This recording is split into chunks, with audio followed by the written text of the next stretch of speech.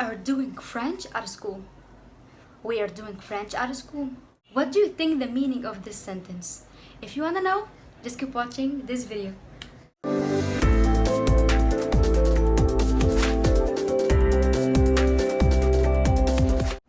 Do in English. تعالوا نشوف شكل الفعل ده في الانجليش كل اشكاله.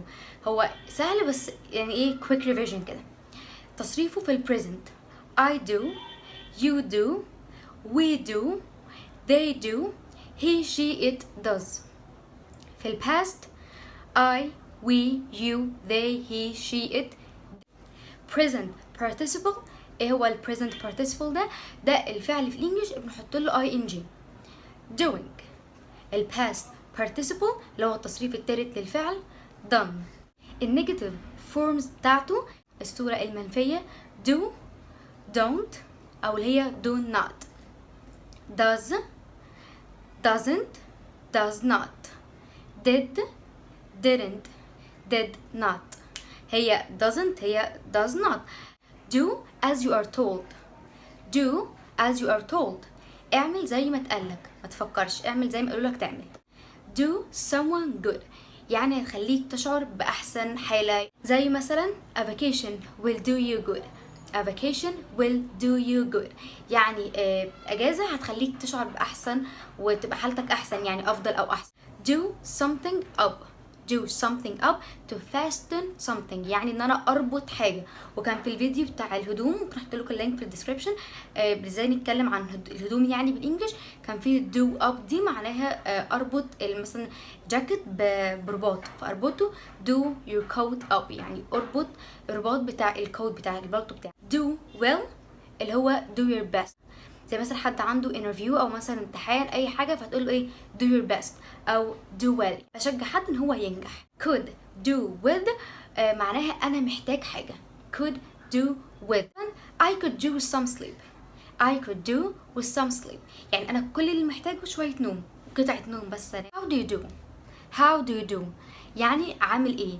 بص في الديكشنري مكتوب ان how do you do بستخدمها اقول لحد عامل ايه لو انا بقابله لاول مره، لكن هم لما بيجوا يستخدموه nowadays يعني بيستخدموه مع اي حد. بس المفروض ان how do you do بتستخدم لما اتكلم مع حد لاول مره. بس دلوقتي اكتر حاجه common اكتر حاجه شائعه بيستخدموها لما اجي اقول لحد انت عامل ايه بيستخدموا واتساب. دي اكتر حاجه بيستخدموها وليس فورمال يعني هي مش فورمال خالص، حاجه كده مع اصحابنا مع قرايبنا بتاع. what do you do دي اللي هي معناها انت بتشتغل ايه.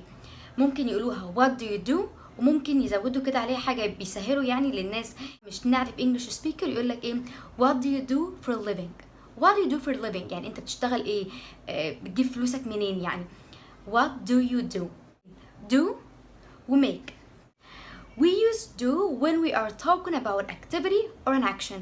بستخدم do لما اكون بتكلم عن فعل او نشاط، حاجة أنا بعملها، حاجة محتاجة كده حركة عشان أعملها. زي مثلا do the shopping إن أنا أروح أعمل shopping دي حاجة محتاجة مني حركة. أو مثلا do the cleaning أو إن أنا مثلا أوضب بيت أنظف مكان ده حاجة بتحتاج حركة. مثلا do exercises إن أنا أعمل رياضة أو تمارين دي حاجة بتحتاج مني فعل أو نشاط. but we use make when we are talking about producing something. بستخدم make لما أكون بعبر إن أنا بنتج حاجة. I made a cake. فكرة ان انا اعمل كيكة دي حاجة بتحتاج مني، ده يعتبر انتاج. انا عندي ingredients فانا مع بعض كده بيهم انتجت حاجة وهي الكيكة. يبقى انا لما بعمل حاجة تنتج عنها حاجة تاني production في انتاج، او عملت حاجة اتسبب ليها نتيجة استخدم make. وبرضو بستخدم make مع make plans, make decisions, make an appointment. ليه؟ nobody knows يعني الحاجات دي بقى ملهاش سبب. ليه انا بستخدم مع plans make احنا ما نعرفش. ليه بستخدم مع friends يعني عايزه مثلا بكون صداقات بقول make friends. ليه ملهاش رول، حتى الديكشنري مش كاتب لها قاعده، هما بس عاملين قاعده كده بسيطه ان do مع فعل ونشاط، make مع ان انا بنتج حاجه او نسبب في نتيجه ان هي تحصل. وبرده زي make noise, make a choice هما كده واحنا بنحفظهم كده.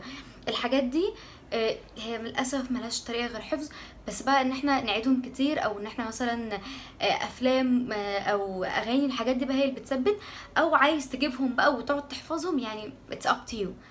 بس اقراهم كتير، وبعد كده مع الافلام وكده هيثبتوا يعني. اخر حاجه الديكشنري قالها عن do هو ان انا بحطها قبل الفعل لهدف ان انا ااكد على معلومه، وده انا قلتها في فيديو قبل كده، هحط لكم اللينك بتاعه في الديسكربشن، ان انا لما احط do قبل الفعل باكد بيها. يعني I do believe you، انا فعلا مصدقك باكد عليها. يعني من الاخر لو ما قالكيش I do love you فكك منه، هو ما بحبكيش، هو ما اكدش عليها، اسمها I do love you مش I love you. I'm kidding طبعا، I love you طبعا صح يعني، بس ايه I do قبل الفعل اكدت المعلومه. I do love you all. If you liked this video just hit the thumb up, subscribe to my YouTube channel وفعلوا الجرس to get everything new I post. Bye.